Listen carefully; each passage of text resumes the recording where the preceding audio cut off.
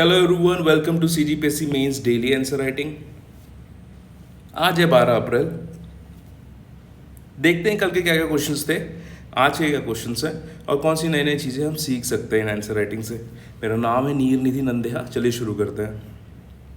CGPSC के mains के answer sheet में कौन से मार्कर क्वेश्चंस के लिए कितने नंबर ऑफ लाइन्स अलॉटेड है ये यहाँ पर दिए गए हैं।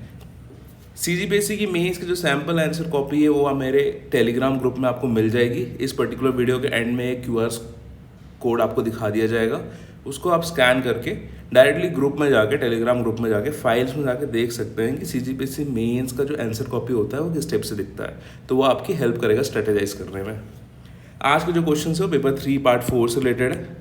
देख लेते हैं। How is e governance beneficial to common man. 4 marker question है ये पूछा गया है सीजीपीएससी मेंस 2020 में। इसी पेपर का एक और क्वेश्चन है, right names of common diseases of Indian crops, 4 number पे।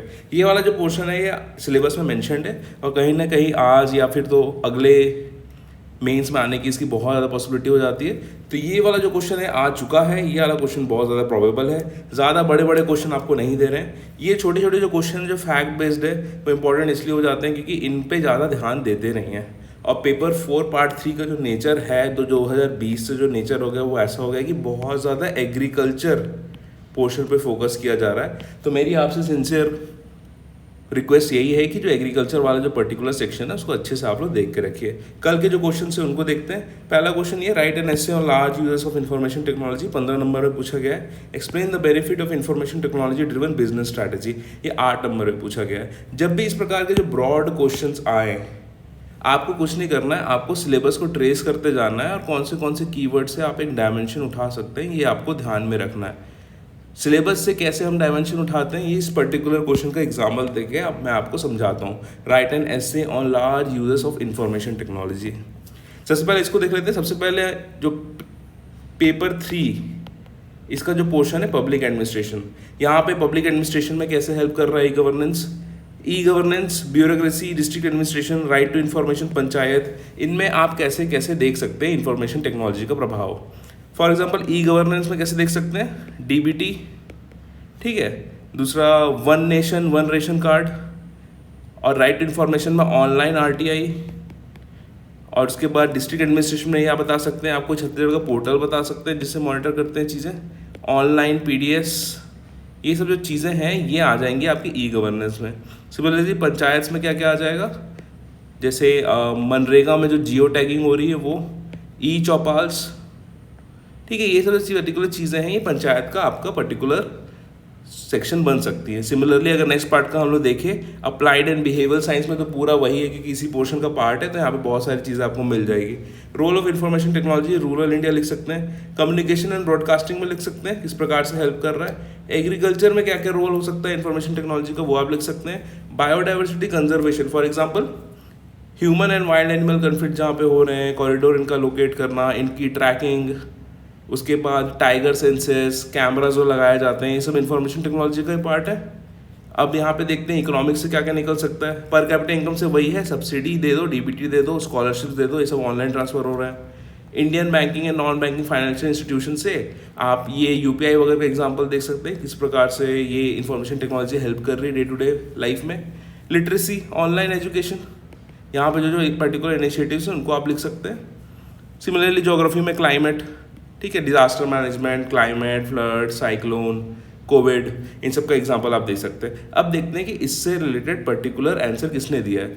एक और डायमेंशन छूट गया है, ये literally music, art, institution, folk culture और आर्ट, ये सब जो है। फॉर एग्जांपल जैसे कभी जब भी किसी चीज़ का कोई आर्काइव बन जाता है, जैसे छत्तीसगढ़ गवर्नमेंट ट्राई कर रही है कि हमारे जितने भी ट्राइबल डांसेस हैं उनका आर्काइव बन जाए, तो कहीं ना कहीं information technology can also help us to promote tourism, preserve culture, ठीक है, और नैरो और एजुकेट करने के लिए लोगों को किस प्रकार से कल्चर और एंशियंट हेरिटेज रही है हमारी, तो यहाँ पे भी हेल्प कर सकता है। आप में से जो कोई आंसर आया था उसमें से ये वाला आंसर लगभग मुझे लगा कि जस्टिफाई कर रहा है चीज़ों को।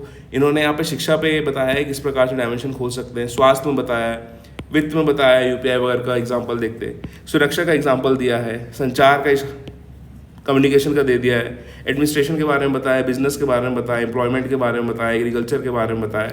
इसमें जो कुछ एलिमेंट है जो मुझे लगता है कि ऐड करना चाहिए इस पर्टिकुलर क्वेश्चन में, ये आप कोविड-19 का ज़रूर ऐड करिए, ठीक है। और इन्फॉर्मेशन टेक्नोलॉजी का जो वृहद अनुप्रयोग है, इतना मेरे ख्याल से ये जो डायमेंशन है काफ़ी है, ये मोर और लेस अच्छा आंसर है। जहाँ पे जितना डायमेंशन दिखेंगे ना, वो वाला आंसर उतना ज़्यादा अच्छा लगेगा आपको, ठीक है। तो कोविड-19 हेडिंग देख के एक पर्टिकुलर आप जो भी इनिशिएटिव्स है जिसमें हेल्प हुई थी इंफॉर्मेशन टेक्नोलॉजी से एडमिनिस्ट्रेशन में, वो आप ज़रूर लिख सकते हैं। तो कोविड-19 का एग्जाम्पल आप ज़रूर दीजिएगा। मोर और लेस आपका आंसर मेरे को बहुत अच्छा लग रहा है, तो I will give you 10 marks out of 15, ठीक है। नेक्स्ट देखते हैं। देखिए, सूचना प्रौद्योगिकी द्वारा संचालित व्यापार नीति के लाभ लिखिए। देखिए, जब भी आप इंफॉर्मेशन टेक्नोलॉजी यूज़ कर रहे हैं अपने पर्टिकुलर ट्रेड पॉलिसी में, तो सबसे पहला जो विजिबल चीज़ होता है वो होता है आपकी कॉस्ट कटिंग होती है, ठीक है। क्योंकि इंफ्रास्ट्रक्चर की ज़रूरत आपको कम पड़ जाती है, स्टोरेज एरिया की ज़रूरत कम पड़ जाती है if you are doing e commerce, और साथ ही साथ अगर आप डेटा का यूज़ कर रहे हैं तो आपका जो प्रोडक्शन प्रोसेस है वो भी एफिशिएंट हो जाता है, क्योंकि आपको पता रहता है कितना रिसोर्स यूज़ करना है, कितना रॉ मटेरियल यूज़ करना है, और कितना प्रोड्यूस करना है और किन के लिए प्रोड्यूस करना है। तो पहला तो ये है कि कॉस्ट इफेक्टिव हो जाता है। दूसरा क्या है कि अगर आप इस पर्टिकुलर इंफॉर्मेशन टेक्नोलॉजी को यूज़ कर रहे हैं अपने ट्रेड पॉलिसी में, तो कहीं ना कहीं आपकी रीच बढ़ती है। एक दुकान एक पर्टिकुलर जोग्राफिकल एरिया में खुलती है तो उस मोहल्ले को कवर करेगी, उस एरिया को कवर करेगी। लेकिन अगर आप ई कॉमर्स में आ गए हैं या फिर मोर और लेस अगर आप ऐसी डिजिटल स्ट्रैटेजीज यूज़ कर रहे हैं, तो आपकी जो रीच है वो बढ़ जाती है। तो reaches more customers, overcoming the geographical barriers.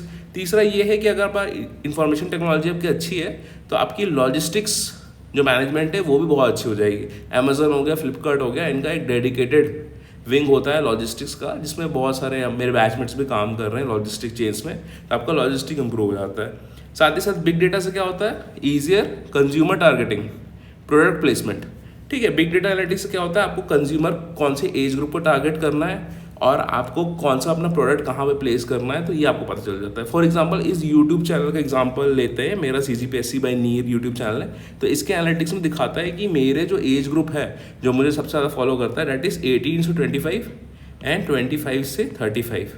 तो 25 से लेकर 35 तक जो एज ग्रुप है ये बहुत अच्छे से दिखता है। मेरे भी मैक्सिमम व्यूअर्स हैं, दीज आर बिटवीन 25 से लेकर 35 के एज का। अब इस प्रकार के जो लोग होते हैं इस एज ग्रुप में जो है, दे आर वेरी स्मार्ट।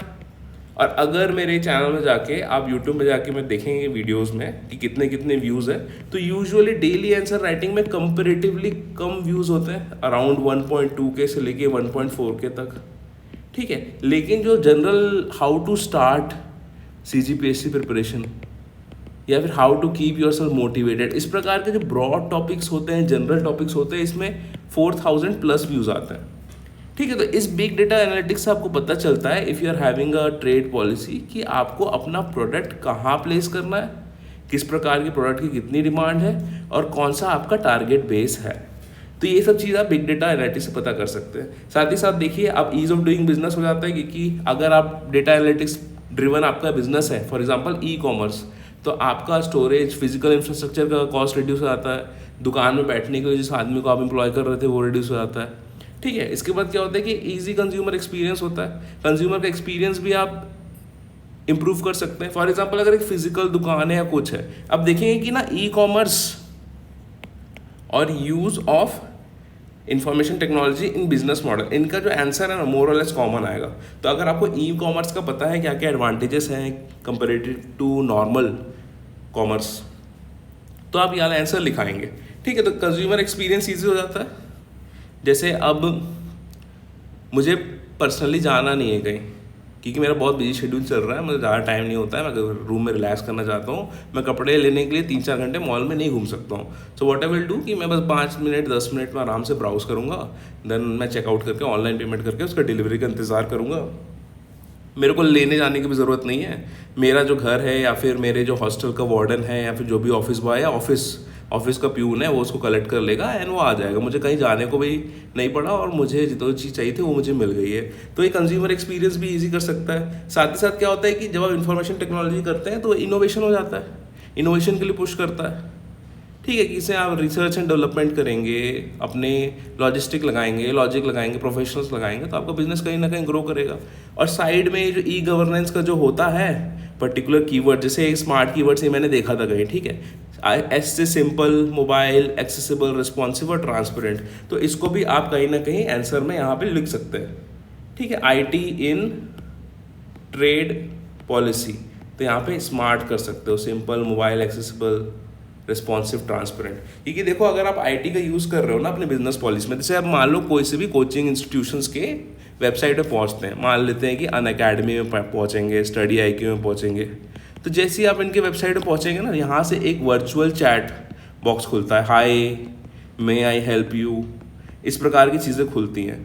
तो ये क्या है, इन्फॉर्मेशन टेक्नोलॉजी का यूज़ है। ये जो जिस प्रकार के जो बॉट है जो आपको ईजिली, आपको जो एक्सपीरियंस है वो ईजी कर सकते हैं।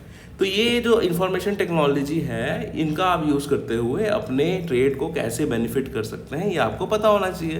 तो सिमिलरली इनका भी आंसर वही है, ग्राहक संबंध, वही कंज्यूमर रिलेशन, व्यावसायिक संचालन, तो इन्होंने बताया कि नवाचार, इनोवेशन की बात करी है, कॉरपोरेट में उन्होंने बात की है, सुरक्षा की बात करी है, रिसर्च एंड डेवलपमेंट की बात कर दी है, और वही प्रोडक्शन, कॉस्ट कटिंग।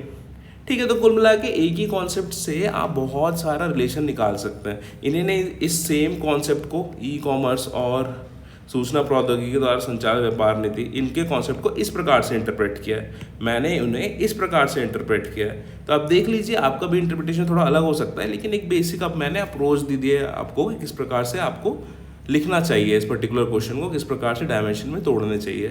तो अब आशा करता हूँ कि आपको बहुत अच्छे से समझ में आया होगा ये सब चीज़ें। एंड जितने भी इनोवेशन हो सकता है करिए अपनी मेंस आंसर राइटिंग में, कुछ भी रूल्स रेगुलेशन डिफाइंड नहीं है, आपको जो अच्छा लग रहा है वो आप करिए, आपसे अच्छे से डील होना चाहिए क्वेश्चन, दैट्स इट, उससे ज़्यादा कुछ मैटर नहीं करता है। तो ये रहे आज का क्वेश्चन, ज़रूर लिखिएगा जिनकी PDF है, how is e governance beneficial to common man, and write names of common disease of Indian crops. इन दोनों के आंसर डालिए ग्रुप में, छोटे छोटे क्वेश्चन है ज़रूर डालिएगा।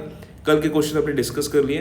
अगर आप CGPSC के मेंस की जो डिटेल स्ट्रैटेजी है तो आप देख सकते हैं स्टडी IQ एजुकेशन में, जस्ट यूट्यूब में सर्च मारिए, these videos are absolutely free, और 25 वीडियो हैं, एक घंटे के हैं लगभग, तो it will help you a lot. And जितनी भी बारीकियाँ हो सकती है CGPSC मेंस में जो मैंने एक्सपीरियंस किए वो मैंने शेयर करने की कोशिश करी आपसे। तो please search for this playlist. Telegram group join कर लीजिएगा if you want to follow me on Instagram, तो this is my Instagram ID। Subscribe कर लीजिएगा चैनल को, क्योंकि बहुत ज़्यादा मेहनत करी जा रही है, रोज़ वीडियो अपलोड हो रहे हैं ताकि आप लोग से ज़्यादा मदद हो पाए।